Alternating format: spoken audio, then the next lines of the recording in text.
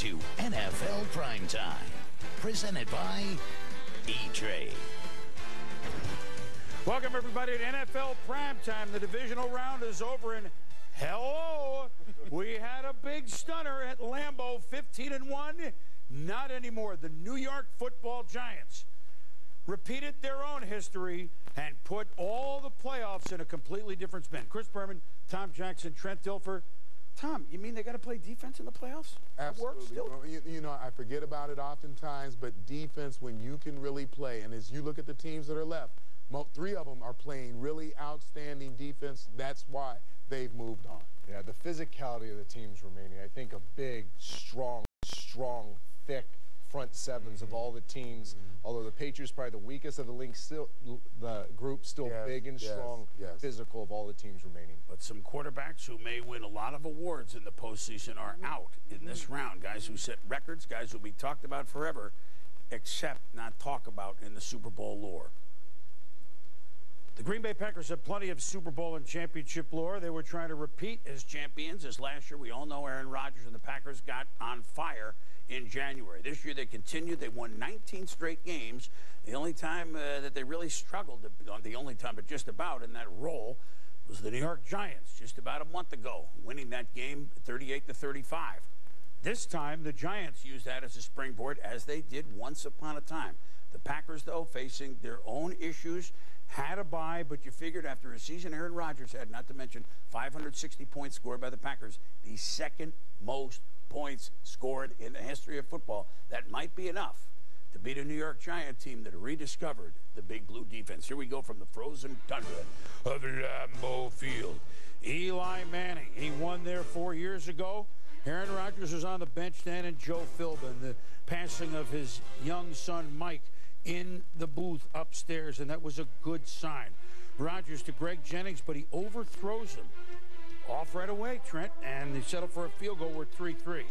Manning had plenty of time, almost the whole day, fellas. Hakeem Nicks, and it's good. Go all the way. 66 yards, 10-3. Where's the rush? Not there. Now the Packers, but you know they're going to come back. Rodgers, Jennings make the catch. Uh-oh. Kenny Phillips appears to recover the ball after it's stripped, but the ruling is down by contact. Tom Coughlin says, I don't think so. Take another look. Yeah, and you take a look at this, Boom. It sure looks. Now, this is just to my eye. The eyeball test looked like that ball started to come out before Jennings was on the ground. Well, so the Packers use it to their advantage because John Kuhn, bang, flips. End zone, we are tied at 10. Now later in the second, same score. Kuhn, a handoff, but he is stripped. It's a fumble.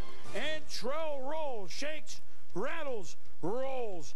And there's no question that this was a cough-up. It was, and give the Giants credit all day long, attacking the football, trying to tackle the football and knocking it loose. So they get a field goal, Giants 13-10. Rodgers sacked by Michael Boley. The Giants get the ball with an opportunity with 54 seconds left in the half for more points. Eli, at the end of the half, they thought they'd use a square out to get a field goal, but no, he goes for it with Nicks, who makes a big catch, but he was open from the 5 in. He really was. The underneath defense stops, allows Nicks to get in the end zone, and how about going up, boxing out, and the physicality right here to bring it into his body while arms are ripping at that ball, ripping at his forearms. Incredible play by Hakeem Nicks. We better say this right now. G-Man, they're up 20-10. 37-yard touchdown. O.C. Yiminyara, Senor, with a strip. The Giants recover. Yeah, great quickness getting through the hole. Little stutter right there. Reaches out with that long arm length that we talk about. Gets the ball out, knocks it through. Ends up being another turnover. And look what could have happened on the other end with the double move. If he has time, Rodgers to throw the ball. And you're turning it over. You can't miss any opportunity like that. Rodgers goes to Jennings, but Antrell Roll, outstanding coverage. Only a field goal, Green Bay, but still game. 20-13 Giants in the fourth quarter. Rodgers, time, zing, Jermichael Finley, but it's just off, Trent. I mean, it's just off. It seemed a little off between what Aaron was expecting his receivers to do all day and what they actually did. You wonder if Aaron not playing for 3 weeks had an effect on this game. And so now they're going to go for it, and Michael Boley from behind gets Rodgers, who ran well, but not on this play. Rodgers not thrilled. The Giants take over on down. Eli to Mario Manningham. Then later in the drive, 3rd and 5. Manning to Victor Cruz. Now, they're only rushing 3 guys. They got 8 guys to cover. Where I don't get it. We'll talk about it. Later in the drive, Cruz was slow to get up after the play. Manning sacked by Brad Jones. One of the few times pressure bothered him, but a field goal makes it a 2-score game, 23-13. Ensuing drive packed. A little flip to Ryan Grant. He picks up 10, but it's a fumble. Chase Blackburn recovers. Rubbing. Well, it's not Blackburn, but they're moving. And the Giants are in business, and they're all the way down to the 4-yard line. It's clearly a fumble. And now, zing! Manningham, back of end zone, 4-yard touchdown. Take another look, and Eli feeling it, no question. I love the aggressive play call coming right off the turnover, play action. Eli, second guy, and then the laser in the back of the end zone, leading Manningham perfectly. So now Green Bay in big trouble. Rodgers incomplete down the field. Him and Yura called for roughing the passer eventually. So, but they're down 30-13, and they need big-time help. Yeah, and you look at this roughing the passer call. You know, the ball release, you can't stop instantly as a defender. I know that, you know, it hurt Rodgers, but my goodness, let him play. Now Rodgers, Driver, he had a good game. Donald Driver, the veteran, who knows if he'll be going on after this. 30-20, maybe a chance. But the second time, one a surprise. One may be anticipated, an onside kick. It goes through 2 Giants, but Victor Cruz is there for the recovery. Nice shot by Victor Cruz, getting the deflection right here, tracking with his eyes, getting down on it, and secured it next to his body so no Packer could rip it away. So Cruz said, look, I'm on the good hands team, but this is really what I do? 3rd and 11. How many 3rd and longs did the Giants complete? And the ones the Packers completed were on Rodgers' runs, not what we've been used to. And then the big fella, and it's over. The Flintstone Mobile got rumbling, and no one was getting their way. And Tom Coughlin and the New York Giants, no one is going to get in the way of them. Moving on to play the San Francisco 49ers at Candlestick next Sunday. The late game, 6:30 Eastern, 3:30 on the West Coast. The New York Giants clearly on a big-time roll. Tom Coughlin at the podium right now. Another big win for him at Lambeau. Well, it was a. I'm very, very happy for our players, for our coaches, for our ownership to come in here against a very, very good football team, and a team that had all kinds of statistics and had played so well all year long. And you know, we again, I told Mike that the entire Giant organization shares in the sorrow of the Philbin family's loss, and we know what, or can only imagine what they went through this week. But nevertheless, you know, we were excited to come here and play. We knew what we were up against, and I thought we did an outstanding job. You know, the game was kind of a back and forth game for a long time, and you never think you have enough of a lead, and but we were able to push some late scores in. We had the turnovers. The turnover margin was huge, and we talk about that always, but in the playoffs, the turnover margin is normally the indicator of success. So just very happy. We will look forward to studying the 49ers right away, and I'm sure that based on their great win yesterday, that they played very, very well, and we'll have our hands full as we get started this week. Coach, how much did the game in December where you played them toe-to-toe, how much did that give you guys confidence? Well, everybody wants to lean on that one. I mean, we felt that that we could play with them. We didn't finish the job, but we did know that some of the things we were able to do were indicative that we could play with them. And as we prepared this week, we felt the exact same way. So we look forward to coming in and playing, as I said, and our players were excited about it. Well, our defense has done well for for the last few weeks, and that's been a huge difference for us to be able to count on that. And today, not only outstanding defense, but the turnovers.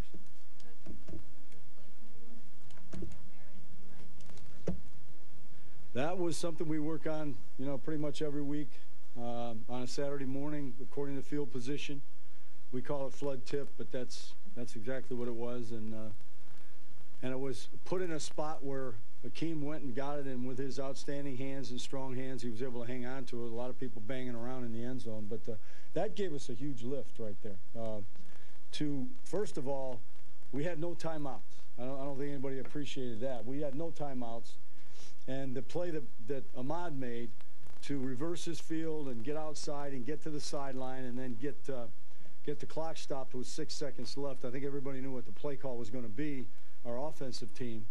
But to see that, I think it's 1 or 2 times a year that play is completed, and fortunately for us, it was completed tonight. So what was going through your head? And so, the New York Football Giants, Trent and Tommy, I understand the Packers gave up the most passing yards in the history of football. But 37 points, well, I mean, the Packers, what happened here, and why did the Giants completely have their way? For example, on the Hail Mary at the end, he was open from the 5 yards in. That's not your typical Hail Mary, agree? Incredible execution by the Giants, not only in that play, but the entire game offensively. Think about what the offensive line did. Phenomenal protection for Eli Manning. The running game got alive late, and then the passing game. But what struck me early in this game was the physicality of Hakeem Nicks and how he was able to make plays in the passing game because of his physical strength. And the Hail Mary is an example. But look at the first touchdown here. This is a basic crossing route. Yeah, great throw, nice route. But then he bounces off the tackle and has the speed and the explosion to finish the play. This is not a routine run after the catch. This is beasting up. Now, this seems simple, but when you look at this play, this could be an interception. This is not a great thrown ball by Eli. Hakeem Nicks jumps inside of it. And on the Hail Mary, it looks like just a jump ball, but think about what goes into this. To go up, to box out, to secure the ball, and then that right there to secure the catch while those arms are trying to rip the ball from your forearms is really remarkable. I thought Hakeem Nicks' physicality changed the passing game in the first half of this football game, at least. And the other thing that I thought is we talked about turnovers and that you can't depend on them. You know, and defensively, I thought that's why the Green Bay Packers could be the number 32 pass defense in the league and survive and not look back. 31 interceptions over the course of the season. But when those turnovers don't come, you are exposed for what you truly are. And I thought that the Giants with Eli Manning and this receiving corps did a great job of just that, exposing them for what they were. 3-man rush a lot of the time. Okay, it didn't get there. Giants even kept extra guys in. So, no, what happened there? I mean, it's a vertical passing game, and a lot of times the vertical passing game, one of the defensive philosophies is to flood those zones deep with an extra defender, so you only rush 3. The problem with that, when you have a quarterback like Eli Manning that has the wherewithal and the poise and the presence just to manipulate the pocket, buy the extra time, and then eventually trust his receivers to work open late, it's a dangerous method to try to play against an Eli Manning, and it really was the wrong strategy to play against. Yeah, a couple of times, 6 or 7 seconds, they finally worked their way back to him. There's 3 guys all around him, but he sees that lane, sees that opening. And it's a fantastic performance by Eli Manning. Oh, yeah. You know, he's up there. Wherever that is, he's up there. Go back to the question Michael Kay asked him on the radio before the season. Are you elite? And he answered it kind of subtly, but now look what he's done this season. He's answered it very loudly with how he's played. So the Giants as a team win by 22 against Atlanta. And we agree, 24-2 looks worse than 24-0, but that's old news now. And they beat the Packers 15-1 by 17 points. So the Packers defense, look, you say, oh, in retrospect, sooner or later, it's going to catch up to you. But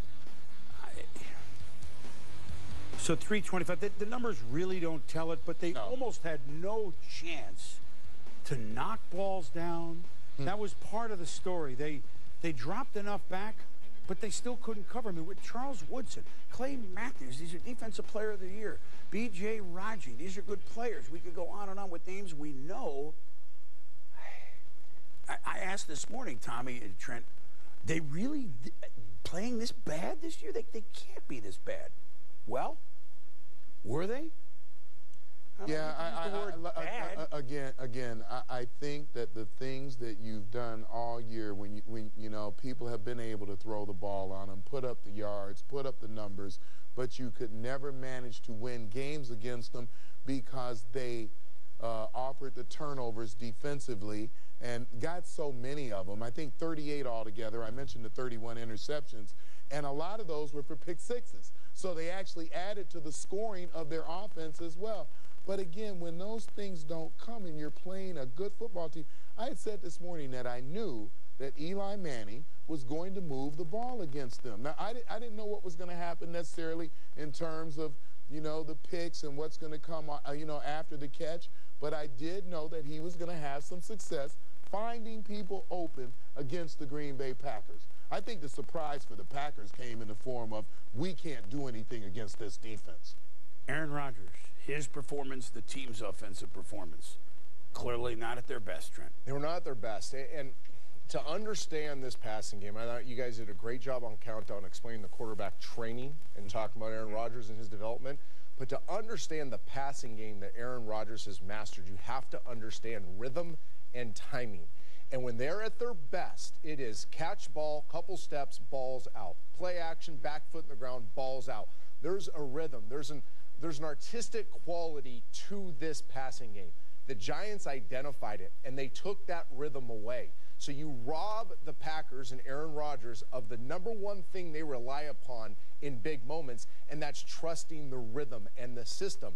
And what the Giants did by clogging the passing lanes up front, they took him off his spot. When you clog the passing lanes, you also change eye lines. So everything Aaron's used to seeing when he's climbing now has been disrupted. So when you clog the eye lines, change the eye lines, you change the rhythm of the progressions. So a passing game that all year has been artistic, for lack of a better term. Artistic. Right? Now today is off rhythm, it's sporadic, it's Aaron Rodgers running around all the time, pump faking, not sure what's going on there, and then you see the breakdowns the more often that happens. And that is the lifeblood of defense, as I notice now. And I mean, look, Drew Brees, 54-76, gone. Aaron Rodgers, 46-43, 45 touchdowns, 6 interceptions, gone. Matthew Stafford, 5,038, gone. Those same things that you're talking about happened to Drew Brees as well. Clogged up the middle of the field, the pressure came, the timing and the rhythm thrown off, and all of a sudden you look like a different football team. We asked this question on the Swamp about a month ago. We carried it over to our show. You know, offense sells the tickets, defense wins championships. Yeah, but that's different now. Maybe not. Mike McCarthy, he now knows he's at the podium. We did not play very well today. I think that's stating the obvious.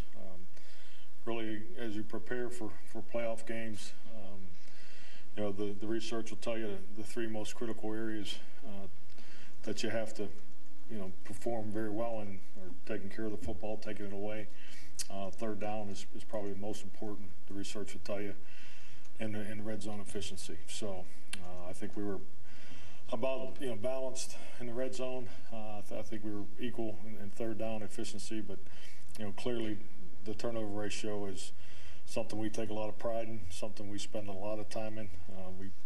We've been excessive, frankly, handling the football in the winter weather, preparing for the opportunity in playoff games, and we did not do a very good job handling the football. You know, turnover ratio is something that we don't lose very often. Quarterback differential is something that, you know, we're plus 42 for the season. So we did not play through our identity. Did you sense those maybe some rust from the bye or anything? No excuses. We you know, we practiced well. I thought Wednesday's practice was as good as a practice as we've had. We had padded practices during the open week, padded practice this week. So there's nothing in the preparation that would have led me to believe that this was going to occur today. Yeah. Last year, the Packers did it all on the road. In 07, the Giants did it all on the road. If you're the #1 seed in the NFC, at least in recent times, the times have changed from the Niners and the Cowboys and the Redskins, etc. You almost got to make sure you're not the #1 seed. You got to get out of it. Because I don't want to be the Packers gone today. The Falcons clobbered last year when they played the Packers. The Saints, of course, won. They went on to the Super Bowl. The Giants is the #1 seed, out right away. And the Cowboys, #1 seed in 07, out. Uh-oh, with the #1 seed, we don't want that. We want to be like 3, 4, 5. Very interesting.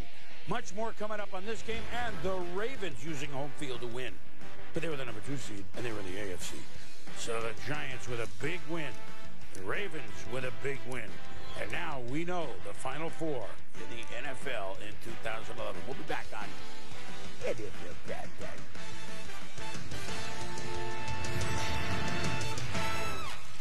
Prime time, and so Eli Manning outduels Aaron Rodgers at Lambeau Field. Eli to Manningham, second half. The Giants on the move, and then the big fella would seal the deal for New York's 37-20 win when Brandon Jacobs went around, bounced outside, and just get out of my way. 37-20. Rachel Nichols after the game. You just beat the presumptive Super Bowl favorite on their field in pretty cold weather. Not minus 24 degrees wind chill, but still pretty cold out here. What does it say about your team? I mean, it just shows our hard work and determination. We've been through ups and downs this season. You know, I feel like we're peaking right when we need to. Everybody's healthy. Everybody coming back. We're stronger than we have been all season. The defense playing great. Special teams playing great. The offense playing great. And we just won it. That catch at the end of the first half, the Hail Mary. Please describe to me what you saw and how you hauled in that ball. I just jumped up and got it. I was a jump man. I knew Eli could put it in the end zone from where he was at. So it was just a matter of me going up to get it. How many people were fighting you for that ball? I'm not sure. It was just me and the ball in my mind. I didn't pay nothing else no attention. I just wanted to go up and get the ball. What does it say about you guys as a team? You guys fought your way into these playoffs. How far can you go? I feel like we can go as far as we want to go. We got a bunch of guys right now that believe, and we can do anything we're capable of doing once we believe. Now you are one game away if you win this next game against San Francisco, not only from the Super Bowl, but it's possible you could play the Patriots in the Super Bowl 4 years later. Right, but you know, we can't look ahead right now. We got to play a good team, you know, San Fran. So that's what we look forward to right now. Thank you so much. Congratulations. Thank you. Good job, Rachel, and thank you, Hakeem. He was at the 5. He was wide open on their play at the end of the half. I mean, were they thinking we're going to go a square out, you know, and pick up and try a 48-yard field goal? I don't know. What about mistakes that the Packers really didn't make? Remember, this was a team in the 19-game winning streak that never trailed in the fourth quarter. I mean, I'm not saying they couldn't handle it, but what mistakes did they make here that they never made, Trent? And to take nothing away from the Giants, because obviously the Giants forced many of the mistakes, but also understand that this is a flawed game. You have flawed people playing a flawed game, and there's mistakes in every game.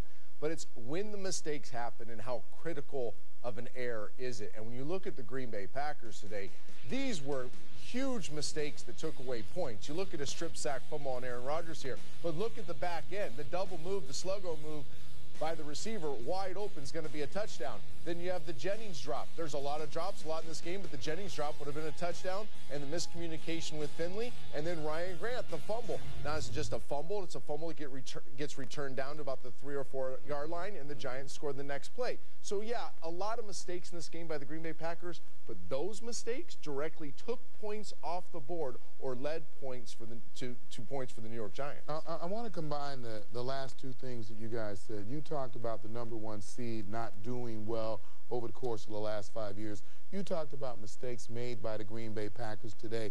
I think there's something to be said, and we have this discussion all the time, about playing the game, taking time off, getting the time to have that bye week. We're going to get healthy. We're going to get rested. That timing and rhythm of the game and playing football and getting used to doing that on a weekly basis and fighting your way into the next round appears to be something that drives a team towards success. And that when you take that time off, something happens to that, you know, you've got the momentum going, and all of a sudden it's interrupted because, I'm not saying don't go for the #1 seed. I'm just saying that that's what it seems like as we look at recent history in the NFL. I'm also not criticizing a decision because you can really get momentum going, but you score, And then there was the early onside kick, which didn't work. Again, that's Monday morning quarterback. That's not the reason the Giants beat the Packers. But the Packers tried an onside kick. The Giants had good field position. It was, well, maybe our defense can get a stop, and maybe he knew that they couldn't. Mike McCarthy, that is one question. Now, let me ask you this, Tommy. You know, when we grew up, I know we sound like we're old, but, you know. I am old. But we have to, we have to instruct Key in them all the time.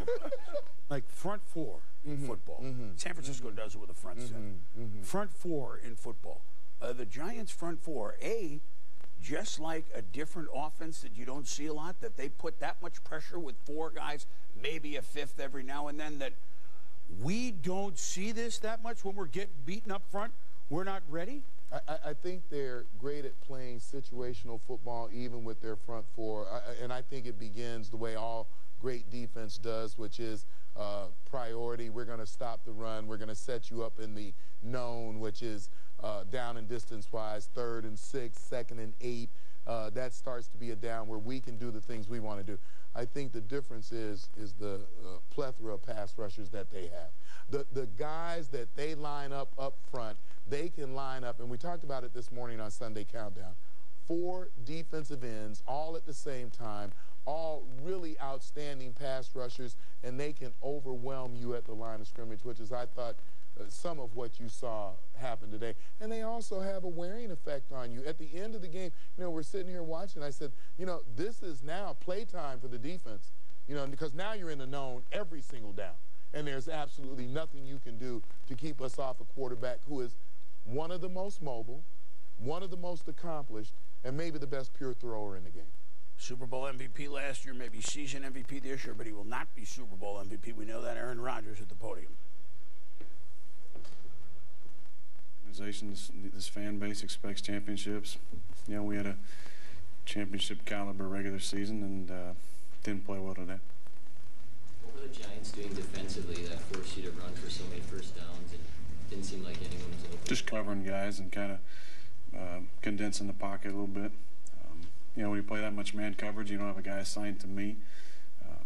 If nobody's open, I'm going to try and extend the play. And for whatever reason, that happened more than usual tonight. Tried to make the most of it. Ran for a few first downs. Not something I, was thinking was going to happen maybe as much going into the game, but their, high volume of man coverage kind of dictated that. Aaron, 3 fumbles, at least a half dozen drops. If guys let you down, Tony?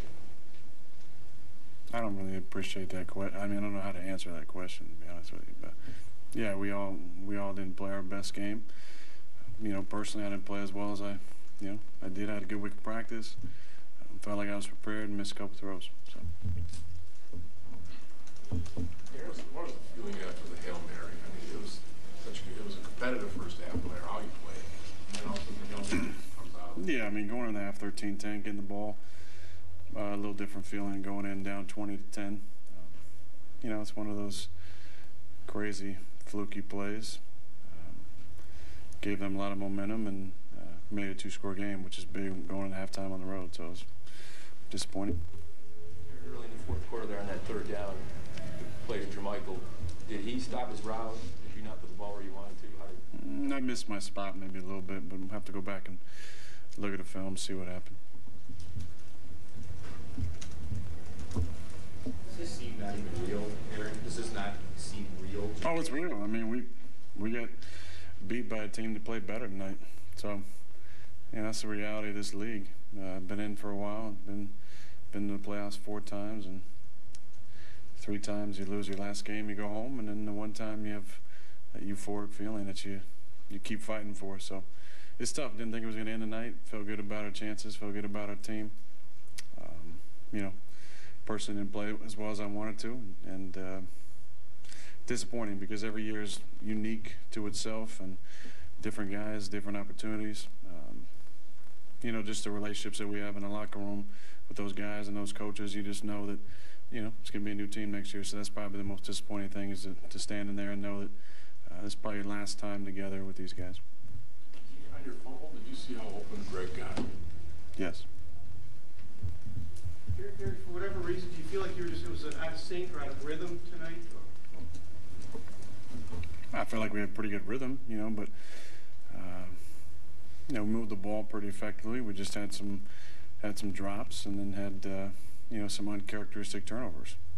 I think our third down was 50%, so we converted pretty well on that, but we just had some chances and didn't make the most of them. Was there cover? Well, Aaron Rodgers over 60% pass completing this year, 56% today. I mean, you see the other numbers. By the way, they lost. I mean, they won 19 in a row. They lost. They won 2 games. They lost. Aaron Rodgers clearly not used to being at the podium explaining a loss. He used to be used to it. Not a lot of them, but some. And one thing that'll never be explained, and the Packers, there's no way they have the answers tonight, tomorrow, the next week, and I don't know that we can really explain it, and this is to take nothing away from the Giants, but here's a week, you have a bye week, and Mike McCarthy said we're working on winter fundamentals. This was the bye week. Even going into the Lions game when he rested a lot of his winter fundamentals, thing holding on to the ball, which didn't work on this day, et cetera, et cetera, et cetera.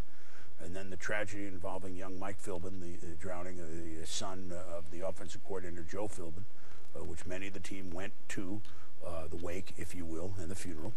And we'll never know. They'll never know. It's a human being business. You'll never know what. And for us to guess, I guess, Trent and Tommy, we don't know. And again, not no way is that against the Giants. But here's how their week started to defend their title, and that's a start that's beyond words, isn't it? I mean, it really is. Well, 8.5 years ago, I lost my son. Yep. So I can't actually speak to this to a certain degree. And, the pain, the anguish is inexplicable. And never would I try to use this platform to try to share it with anybody. But I will say this, it's not just so intense for you, the family going through it, but typically you have so many people that love you and care about you so much that it rocks their world too. And they can't explain, because they don't know how to process your pain that you, the family, is going through, but yet the pain you feel for that family. And I know I had family members, extended family members, friends, that their lives were rocked because of our tragedy. Now, you put that in the context of a football team. We talk about team all the time. This is a bond, a tight, tight bond. And there's no shying away from it. It had an impact on this Packer team. Don't know what it was. Don't know what it was, but there was an impact. Not an excuse. This is reality. Not an excuse. Yeah, well, you know it better than we do. And the Packers, the week was different. The offseason will be different. The next year will be different.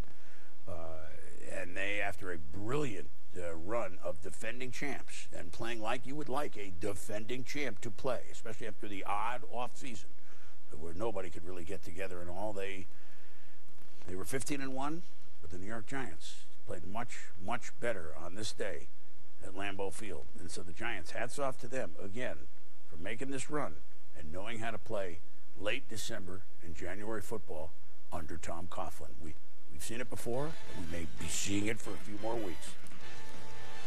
When we return, the Baltimore Ravens, this group had never had a home game in the playoffs. How did they do it? Jackson, Trent Dilfer, the AFC Sunday Divisional Game. This group of Ravens, and for that matter, most of the Ravens, even when you guys won your Super Bowl 11 years ago, home playoff games, not so much. Houston, Texas came in impressive in their win over the Bengals. Now could they win at Baltimore with the first home game under this group of Coach John Harbaugh, Joe Flacco, and company at the Big Crab Cake, where they were undefeated this year?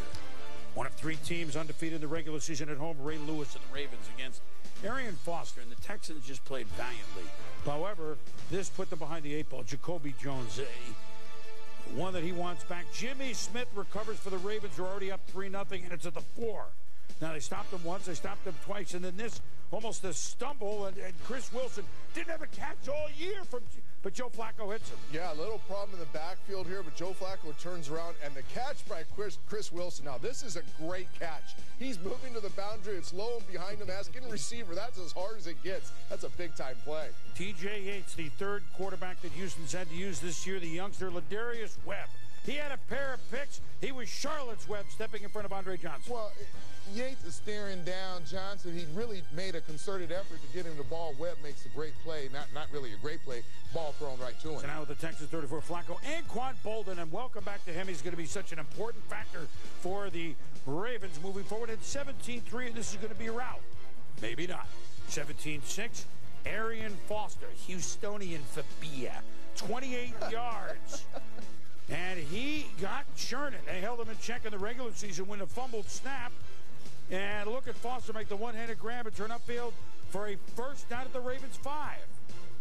And this is just awareness. 53 catches on the season, and that's how you get 53 catches in 14 games. Great set of hands, and then, as usual, get north-south toward the end zone. A big back with great set of hands, and then Foster in. We got a game, fellas. 17-13, 95 rushing yards, Foster first half against the Ravens. Joe Flacco, Lee Evans. So we had a guy that didn't make a catch all year, and Lee Evans very quiet. That's a beautiful catch.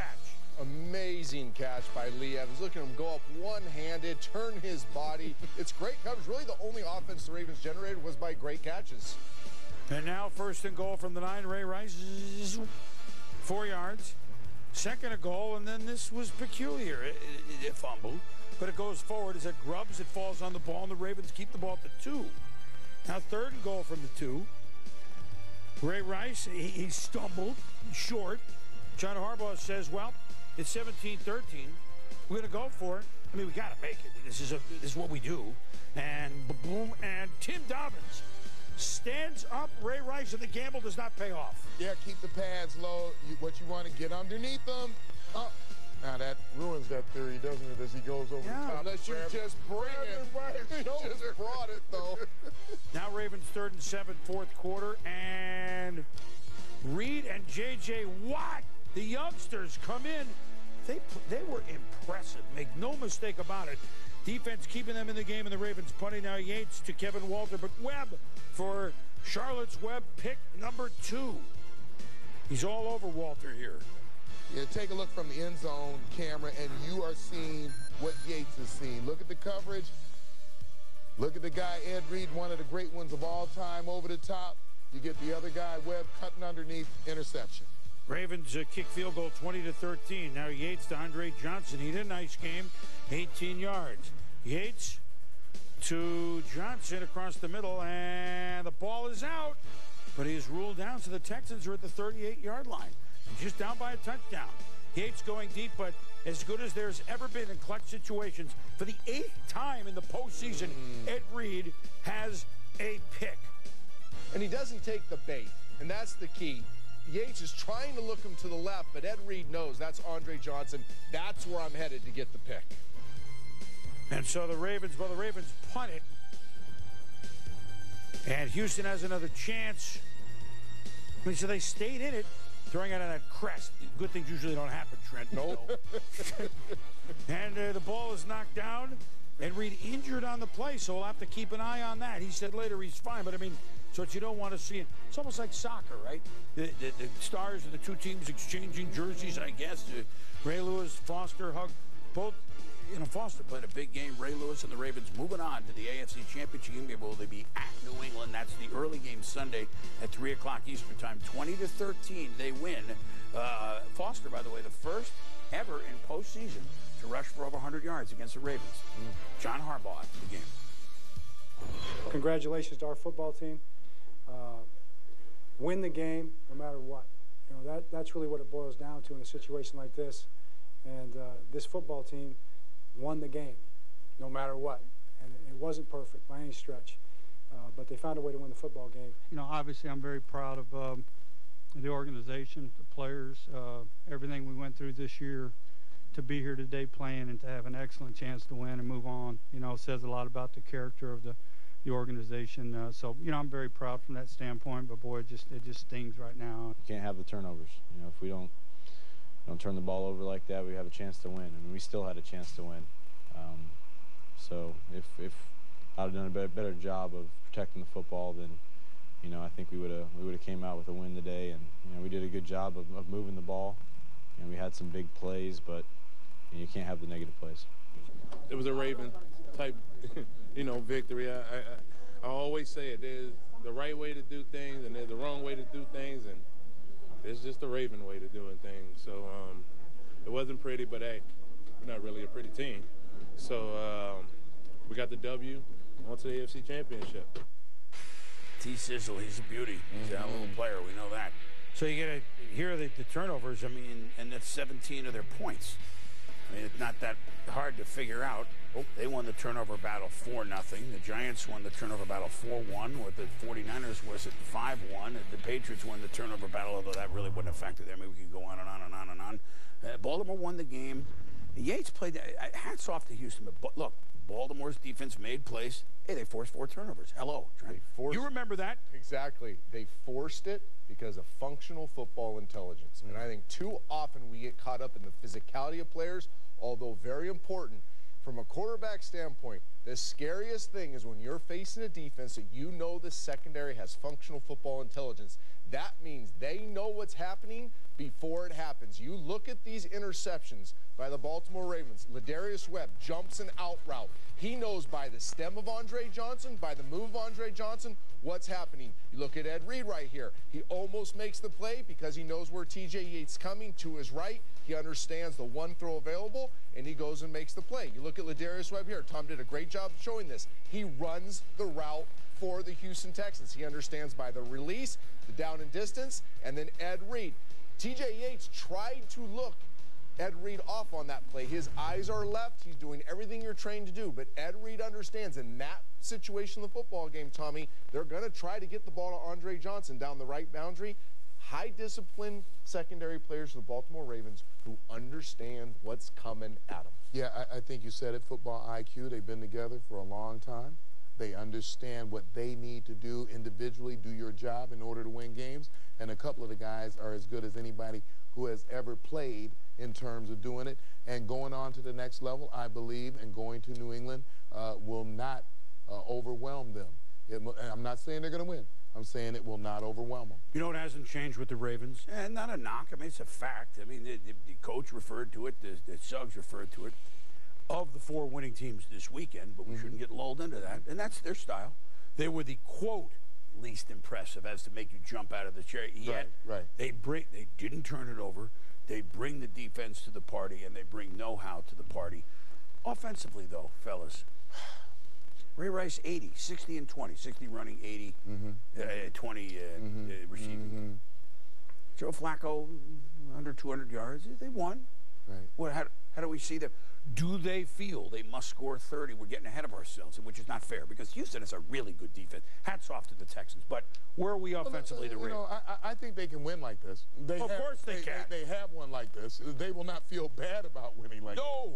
But I think that, you've heard a little bit of the frustration with what they, I think, would like to be.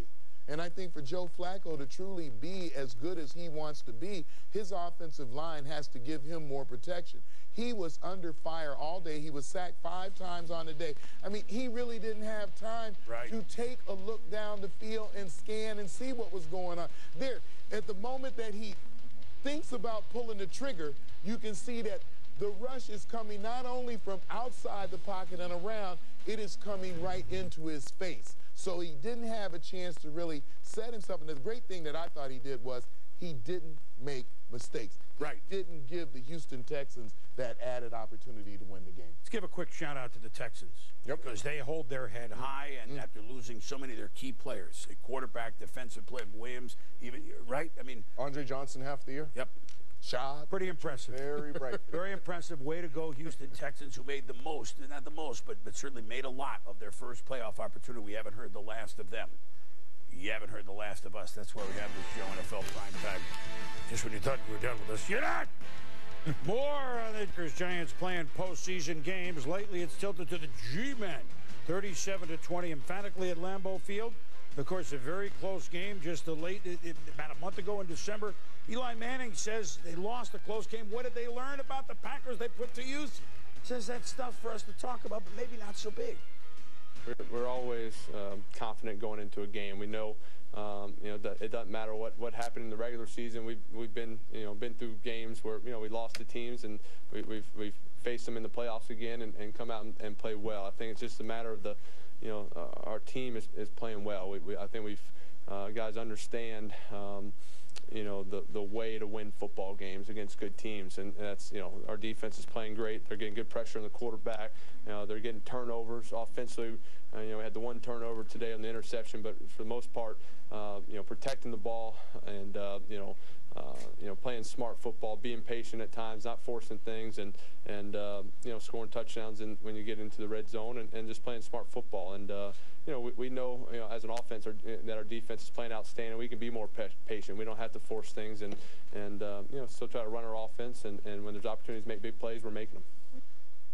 They made him, and now they have a chance to make him again as an underdog. It's slight by 2.5 points at the San Francisco 49ers in the NFC title game. A word on that.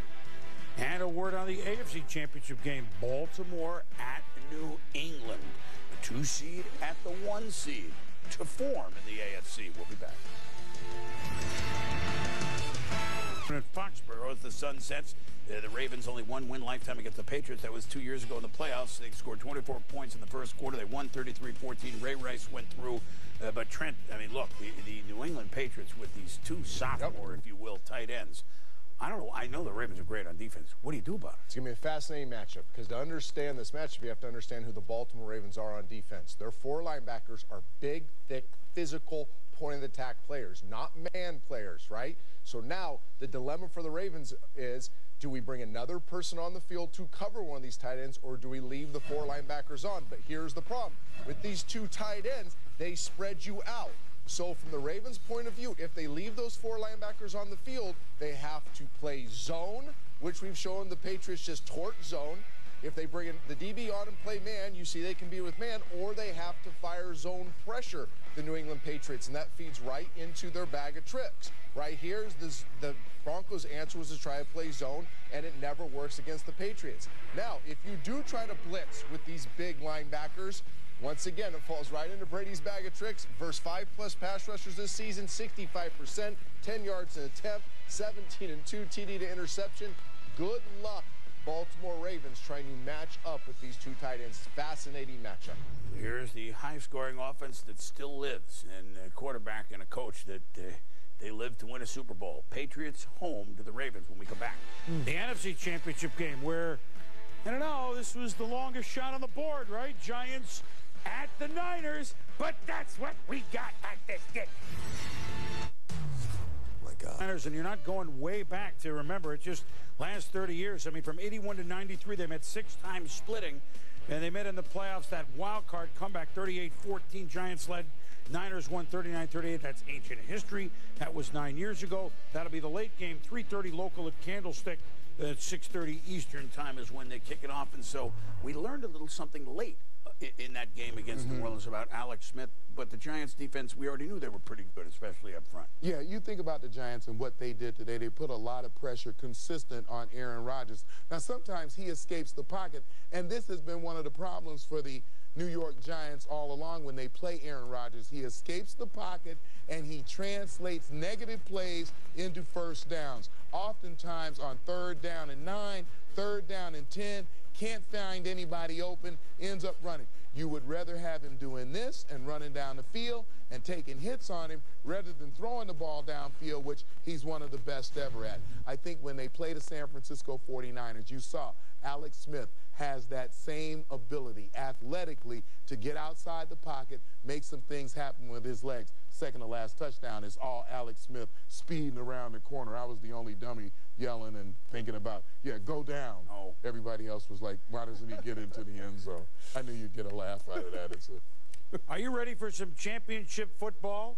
We are, but first, when we return, we got the Sunday divisional game primetime plays. We'll be back. NFL Primetime is presented by E-Trade. Investing Unleashed. Want to know For a while, who's hungry, Tom? What do you got today? Well, I think it's the Giants' defensive front. O.C.U. Manura, Tuck, Pierre-Paul, and that rotation. They are the guys that lead the charge defensively with the pressure they apply. And guys, mine's Eli Manning. And today he was brilliant, but he was asked a question. My elite, is Eli elite? 18 games later, I think he's proven very clearly he's an elite quarterback. Eli Manning, very hungry. Well, the Ravens defense is very hungry. They won the turnover battle. Darius Webb had 2 picks of the Houston Texans. He played great position football on the Ravens. The defense forcing the turnovers, and hence they go. Now, a little different with the game at 3. We're on 3 hours, but we're at noon, and that's 9 on the West Coast for you Niners fans, and that'll be at, 7 in Hawaii, just you want to watch it. And then prime time with us, 10:30 Eastern, 7:30 on the West. We're almost there, man. Who punches 2 tickets to paradise? We're almost there. It's going to be fun. So the Giants kind of in the middle of defense and offense. The Niners kind of, at the end, kind of showed both. The Ravens play defense. The Patriots play offense. What'll it be? Great taste, less filling. We'll see you.